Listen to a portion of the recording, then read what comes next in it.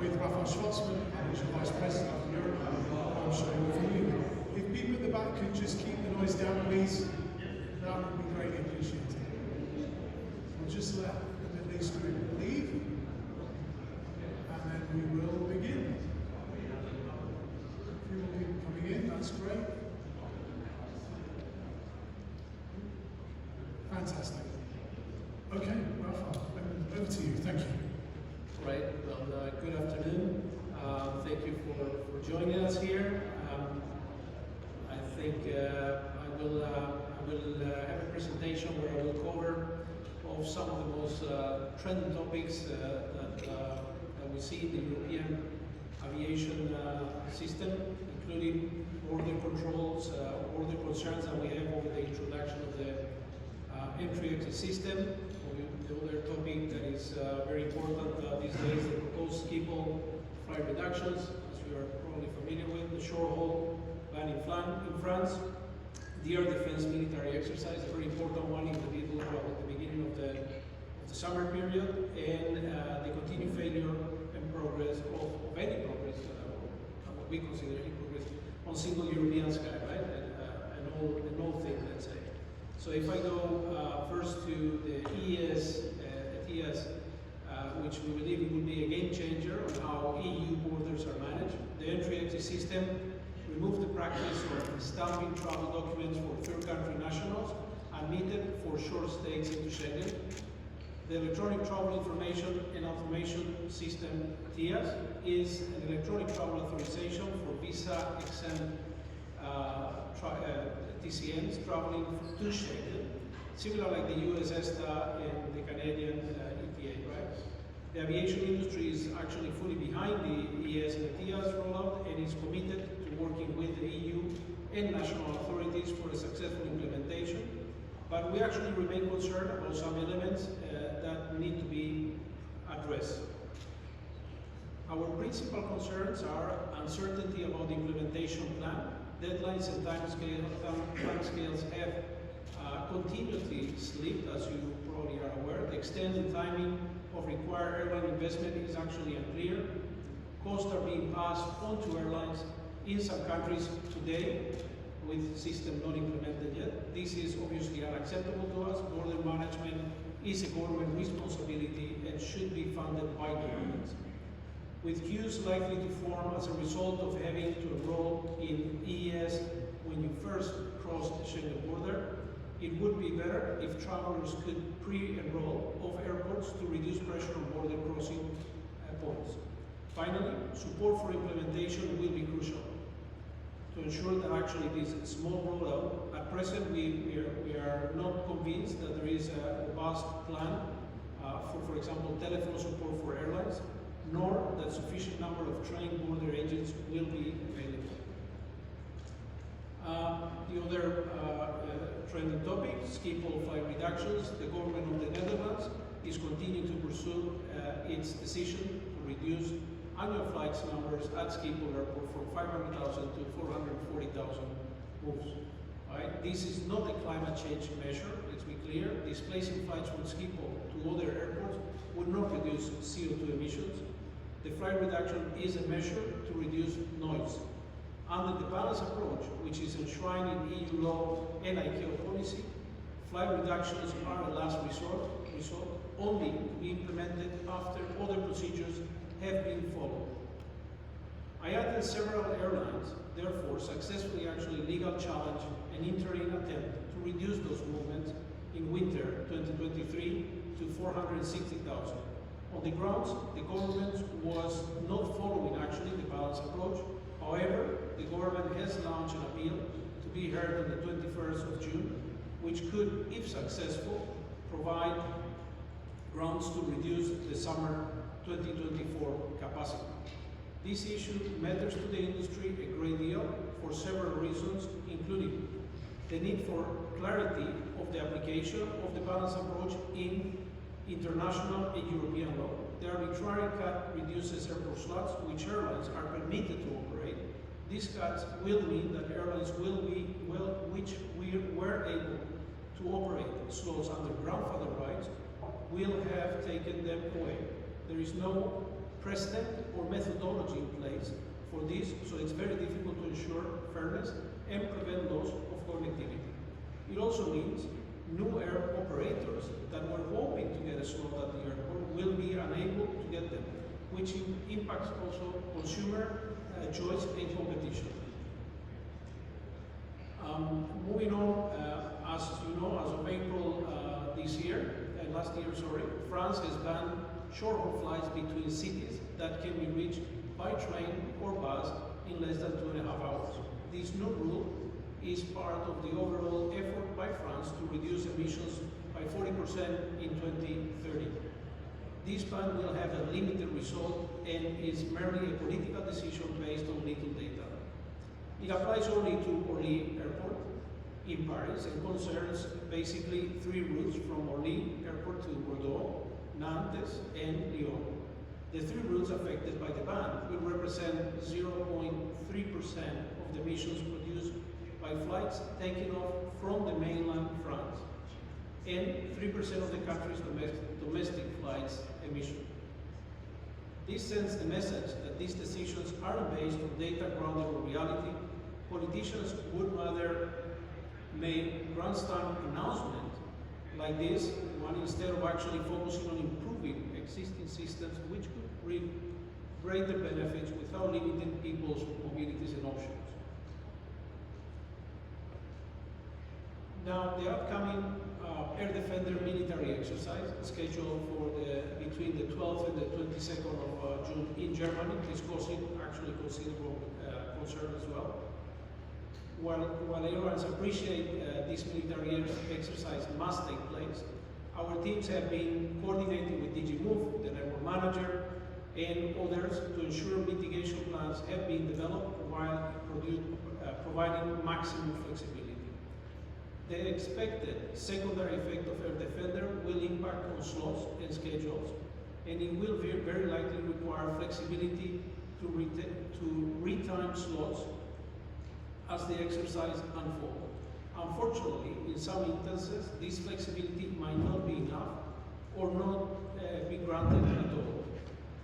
Any operational issues resulting from significant disruptions to a major airspace routing in the airport will require special measures. For example, extended airport operating hours must be considered, particularly at the Corfu airport.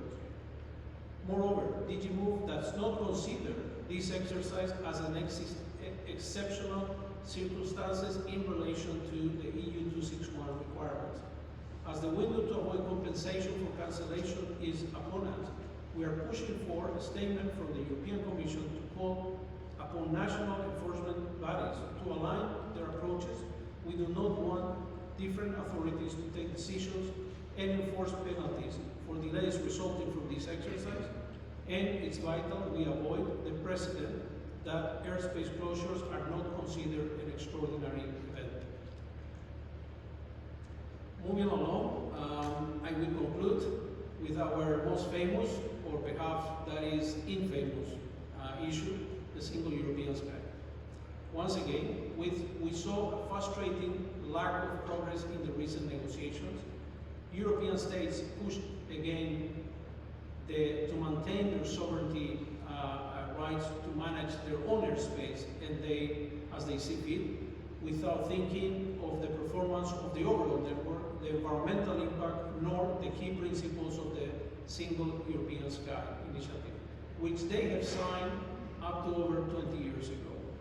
This leaves the Spanish presidency of the Council with an unenviable task of tackling perhaps the most challenging files, or chapter of the Single European Sky, the National Supervisory Authority, and the Performance Target. On the role of the National Supervisory Authority, airlines believe that the establishment of an independent European economic regulator for air navigation charges with specific powers of enforcement is fundamental point. Airlines will be paying back billions to monopoly service providers for services never used in the pandemic for years to come. At the moment, air navigation service providers can set and mark their own homework. Clearly something in this respect must change. We call on the Council to allow air navigation services to be regulated actually the same way other transport modes are. NSAs need to be fully independent in decision making and actually recruit suitable and qualified competent staff. On performance targets, a strong NSA should define the performance and charge schemes targets in a transparent and inclusive process based on airspace user needs. That includes steps to assist airlines to achieve net zero CO2 emissions by 2050, improve capacity and performance to reduce delays and better cost efficiency. Meaningful consultation, defined timelines and transparent processes should be the norm. Enforcement of the agreed targets must be enshrined in any updated regulatory framework. For too long, airlines have suffered poor service quality compared to the prices paid. For example, in 2022, we were billed for 1.9 billion euros of added cost of ATC charges, yet we suffered delays at the level of 2019 where traffic was record. So that concludes my presentation for today. Before I actually take any questions, I would like to invite you all at our Winds of Change event that we will be having in November of this year in Amsterdam. I think it will be a good time after the summer, November 14 and 15. I think we will be addressing some of the most challenging issues for the industry. But actually, I'm now happy to take any questions. Thank you very much. Okay, let's start on the left here. Thank you. Hello, hi, Helen Massey-Beresford from Aviation Week.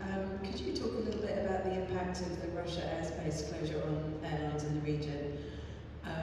We've heard recently also about sort of questions over the ramp-up of capacity from other regions where airlines are not subject to the same restrictions.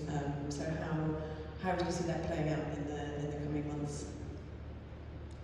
Well, obviously the restrictions on the airspace over Russia and the conflict zone in general, right, has also already created a limitation on the airspace actually in Europe, right? So we have a 20% almost reduction in the airspace capacity in Europe. That has forced airlines to, the airlines more impacted to reorganize their schedule, but we have seen fairly strong demand, except obviously in the sectors that are impacted by this, the current situation, right? I mean, we're seeing so far very strong demand, very good performance in most, but obviously there are some who cannot avoid the impact of the dependence on the Russian airspace to fly eastward, right? I mean, we are also obviously seeing, I think it's somewhat compensated by the higher demand we're having into other destinations. I mean, people are also choosing different destinations, right? So the market is as well shifting. We're seeing very strong demand within Europe. We're seeing very strong demand in the North Atlantic or in the Americas in general. So I think there is also a good adaptation, if I can say that. Thank you. Yes, the lady in front there. Thank you. Hello, can you hear me? Okay. My name is Daniel Sani. I'm with S&P Global Commodity Insights, which used to be plans. My question is about Fit for 55. Starting 2025, 20% of SAF, 20% of jet fuel should be SAF in European airports. Are European airlines ready for that? And is there enough SAF actually in Europe to implement the Fit for 55 regulations? Thank you. Well, thank you. The airlines are, I think, IATA has conducted an initiative where actually already in the past where we assess the airline readiness to fly with SAF, and I think our airline members are ready for it. Now what you ask about the supply, well, obviously we are clear that there is not enough supply of SAF not in Europe, nor in anywhere in the world. That's something we've been highlighting very much in every discussion we have, where the number one priority in terms of offsetting today, if we want to reach our objectives by 2050, it is to have an increased production of SAF, incentivize the production of SAF, not necessarily over-regulate the production, but incentivize the production of SAF. We are not seeing enough. We also have to bear in mind that obviously production probably will be accessible into, let's say, bigger airports, let's say, where there is a higher demand, and therefore that's why we also encourage the implementation of the booking claim system, which will allow the transition as well and the more efficient use of SAF. But not to the point of having enough SAF, no, we don't see that there is enough SAF. Yes, at the front, please. Thank you. Very quick. Yes, does Europe need an Inflation Reduction Act to incentivize the production of SAF? Sorry, can you repeat that? The euro? Does the EU need something like the Inflation Reduction Act in the US to incentivize the production of SAF? I believe we believe in incentivizing the production, especially in these extraordinary. I mean, what we're facing here is something, I guess, of historical proportions, right? A transformation of our energy, the way we utilize energy, right? So it requires extraordinary measures. Europe is a region which tends to regulate or over-regulate in aviation terms, I would say. I think this is a time where we need to incentivize, and if the U.S. initiative is a good one, but we support it. We need to incentivize the production. I mean, we have enough regulation in Europe in place already, so I think incentivizing or regulation that will incentivize, which is the act that you're mentioning, right? Thank you. Yes. Good afternoon, Rafael. This is Andreas, freelance from Germany, FEW. Let's turn back to the Defender military exercise. You mentioned that you fight for extension of airport operating hours, but reality looks, as far as Germany is concerned, and a heavy moment, looks the willingness not very broad under politicians to follow your advice. How is the current situation, and are you optimistic that extension of operating hours will finally be achieved? Thank you. Yeah, thanks for the question. I think the industry in itself is doing a lot of effort to be able to coordinate effectively this extraordinary exercise, right? Which we don't obviously we support and we understand perfectly well what the reason is. We have multiple meetings with different stakeholders. We work very closely with DG Move, as I said, with the airport manager and the different authorities across. So this is an extraordinary time, actually, as in the summer period as well. So obviously it requires extraordinary measures, and that's why we're saying we need to extend the hours, right? We need to also make sure that we are also concerned, we are also aware of the impact of EU 261s on airlines to be impacted negatively for something that is not of their cost, right? Extraordinary. So I think in this case, what we are calling is for authorities to be, if I can say, up to the task, right? Because this is extraordinary. I mean, everybody is putting their best effort to be able to cope with this. But it's a very thin line with a very high growth in traffic, and anything that can trigger, right, a delay, that will have impact on aircraft rotations, etc., you will end up with a very, very, very bad day, right? And today, people seem to be optimistic, but we know how the European airspace is, especially in summer. So we should take all precautions to make sure that we don't affect unnecessarily the passengers, right? But you haven't got any positive signals so far from the authorities. Well, I didn't get a negative signal yet, so I mean, we are asking for. I hope it's something that is listened to, and I think the community in general is asking for it. So I hope everybody makes sense out of what we are facing and call it what it is. It's an extraordinary circumstance. We need to take extraordinary measures. Yes, right here. Hi, Edward Russell from Skift. There have been some comments from the executives of Air France and Lufthansa about domestic markets not coming back in the pandemic and potentially never coming back, referring to France and Germany. Can Can you talk about what kind of trends are happening there in Europe's domestic markets and where are those travelers going? Well, I have to say I am not, I don't recall the data on domestic markets itself. Obviously, we are seeing, quite patterns of behaviors being, changed. Also, let's remind all of us here that, we are actually, thinking that everyone should travel responsibly. So if in Europe we have the option to travel in a more efficient way, let's say, again, if you refer maybe to those patterns, including using other means of transport, obviously, I think we encourage that. I mean, that's the idea, that we leverage the most efficient way to travel, right? The most efficient for all of us, so we can actually leverage the current infrastructure to the best way possible and sustainably. So I think those patterns will continue to evolve. But again, I mentioned earlier the France example of travel bans that is only let's say impacting a limited number of flights, while we are not addressing maybe, for example, in the case of France, I would try to address probably the issues of overflights delays, right? I mean, that probably will save more CO2 than those 3 routes being impacted today, right? Yeah, I think just to add to that, on a global level, we've actually just seen domestic travel return to 2019 levels. So there's certainly no global pattern of the change in travel behaviour. People still want to travel, and they'll do so, as Rafael says, they'll choose what's the most efficient transport method, and if that's the aircraft for longer distances, that makes sense for them. Obviously, in Europe, we're talking about domestic. Most European countries are quite small, so the actual inter-country travel is a relatively small part of that market.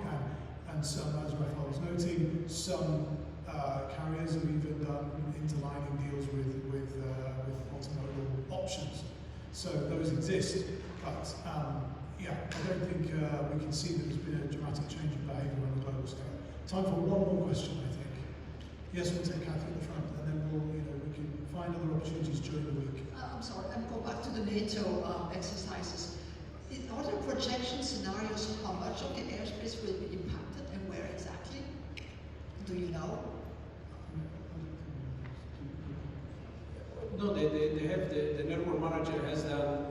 There is information.